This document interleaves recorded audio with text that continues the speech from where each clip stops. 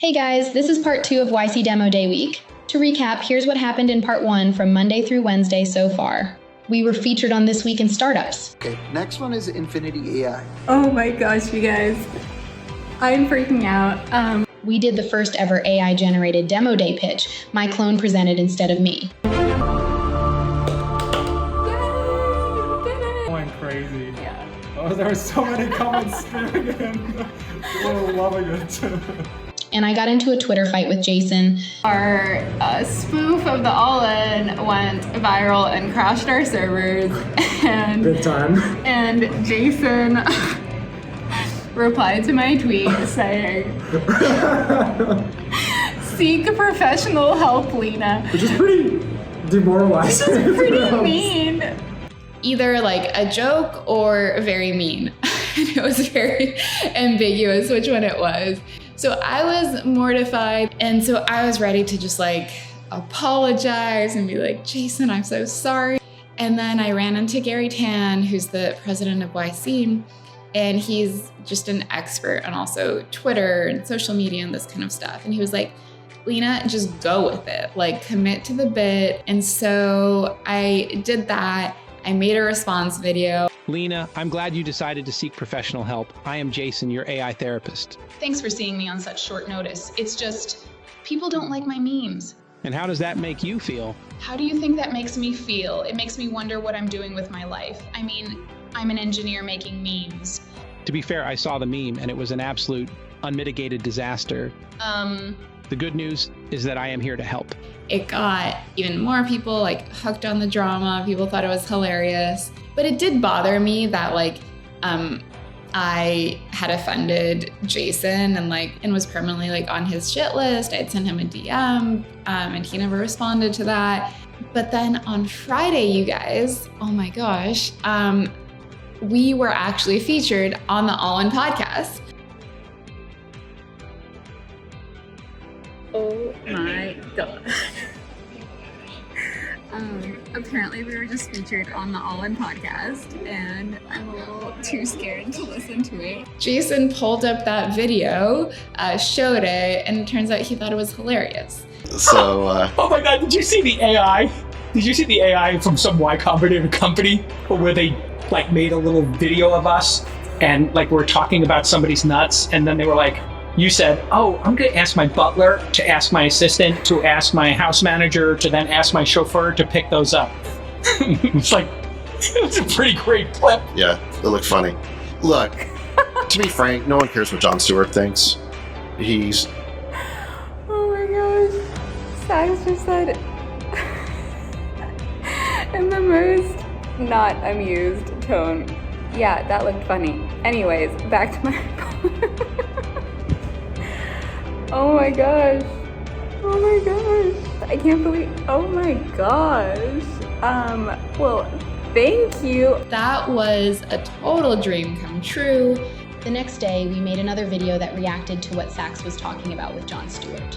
And that one actually got Sax to reply. We doubled like the number of users and user-generated videos in 3 days compared to like what we had across the past 3 weeks. Combined in the past week, the videos we've made and put out there have gotten like 1.5 million views on Twitter. Oh, and then we launched on Product Hunt a few days ago and got to product number 5 of the day. Product Hunt, like producthunt.com, the company is now doing some live events, and we got on the agenda to present. A few days ago, we presented our beta web app and launched it in front of a room like packed with like over 100 builders, super crowded. There were like 300 people on the wait list, and it was all about like doing these live demos and releasing cool tools to that community.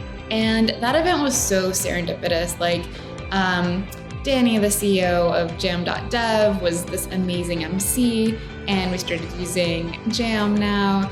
The CEO of Product Hunt was there, and he helped me like debug something on the producthunt.com site like in real time. So helpful.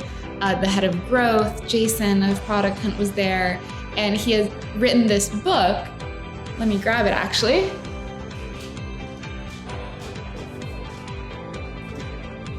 Memes Make Millions. That's like basically written for us and what we're building. And so he was there and gave us his book. So it was just so much serendipity of builders coming together at this event. It definitely feels like the magic of San Francisco is back. San Francisco is such a special place. Like, I've lived in the Bay Area for 4 or 5 years, but in the South Bay, around the Palo Alto area. And I've never liked the city, but during YC, I've been living up here, and I will say I have been converted.